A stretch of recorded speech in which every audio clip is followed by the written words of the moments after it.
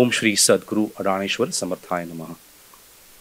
So before we start off this program, I just want to set a context for the program by talking about Anam Prem, the event itself, and the instrument Rudra Veena.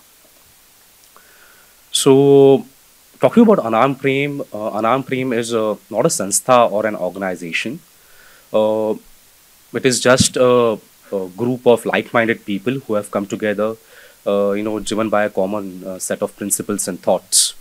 All the people in the Parivar work anonymously, and they try to sprinkle love in the society, and hence the name Anam Prem. Anam is anonymous, and Prem is love, of course.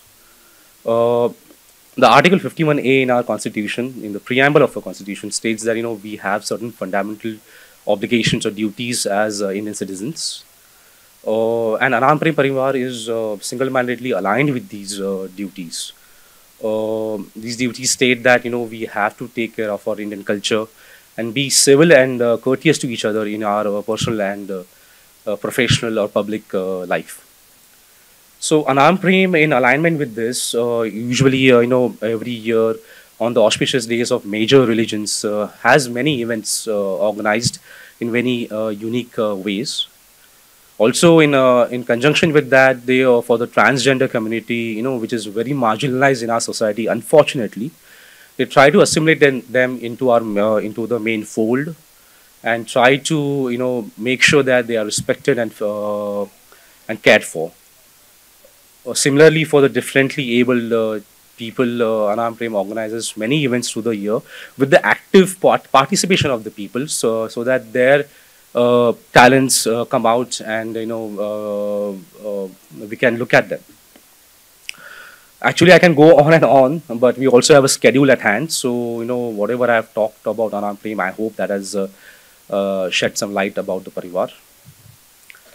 Moving ahead about the program itself, I am sure most of you must be wondering what the program is all about and why are we conducting it. Basically, we have to maintain our Indian culture, the Gayan Vadan culture and the heritage which we have for hundreds and thousands of years. And one of the major component of this, major pillars of this Indian culture is obviously the musical instruments.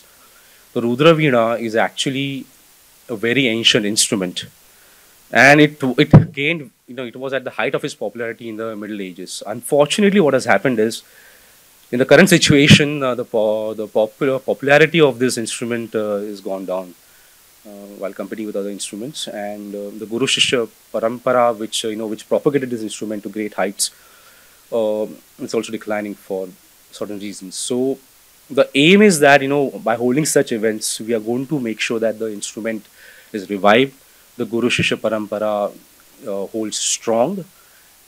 Because the thing is, if the current generation of children do not take up this instrument and don't imbibe the values and the nuances from the ustads and gurus here, then unfortunately the instrument can go extinct, and we are trying very hard to prevent that from happening.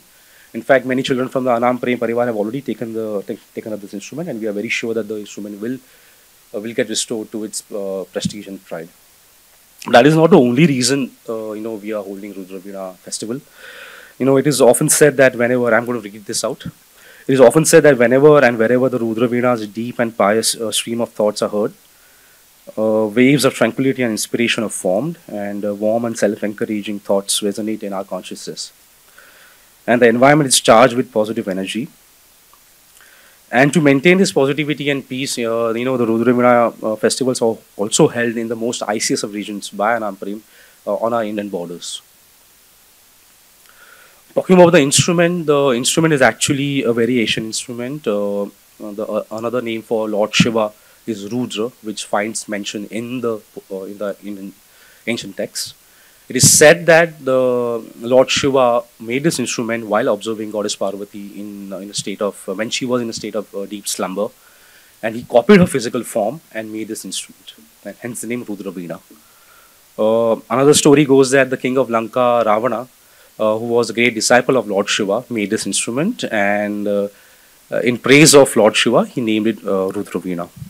I'm very happy to be here with you and have the chance to give you a few words about the Rudra Veena. Many of you already asked me directly, Are you coming from outside of India? How did you come to play Rudra Veena? And I said, okay, let me answer for all of you when we start the festival. Of course, many things could be told about the whole subject, but I think it's a wonderful way to celebrate Republic Day and Saraswati Puja, Vasant Panchami, at the same day, with celebrating one of the oldest musical traditions we have in India, the Rudra Veena.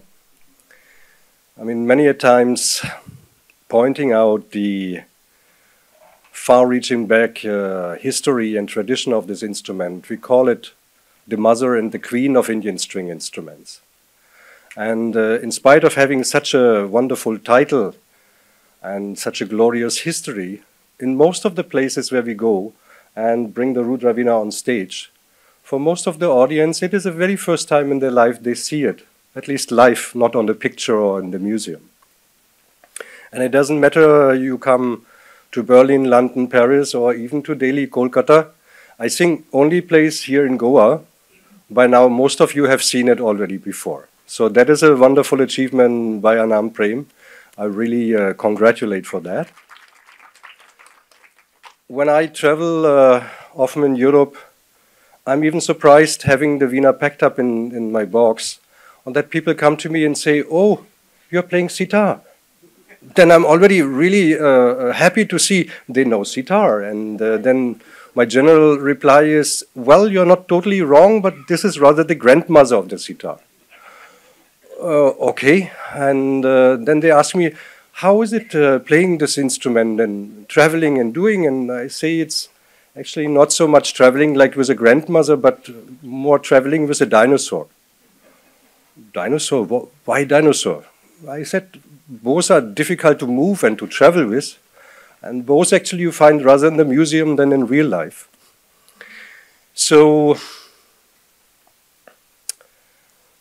everybody who is daring to learn the instrument, to put in his life for that, we all experience actually the same.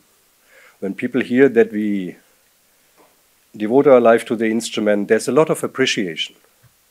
But then on the other side, when we approach an organizer and say, wouldn't it be nice to give the Rudra Veena a place in your festival? They will give you a warm, yes, it would be, but then the audience. The audience what? See, you are going to play 1 hour lap. That is too heavy for everybody today. Okay, it is too heavy for everybody, and we know very well the situation. Even the musical connoisseurs of classical concerts today are very much waiting for virtuosity, for rhythmical fireworks.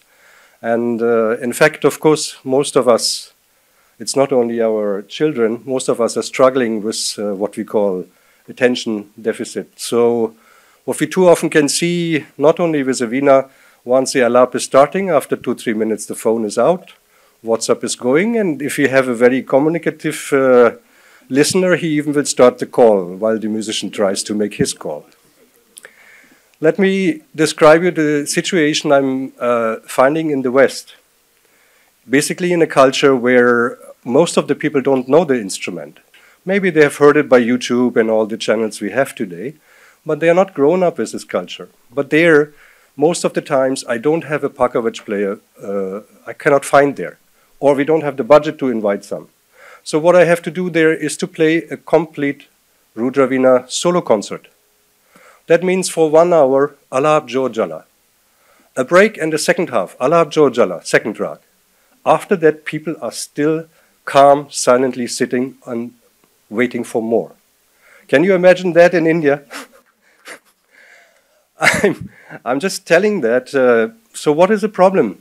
The mother country of this tradition, of this music, the country of Rishi and Munis, the country of yoga, of meditation. But why we can't keep here in India a tradition like that alive, or only with a big struggle?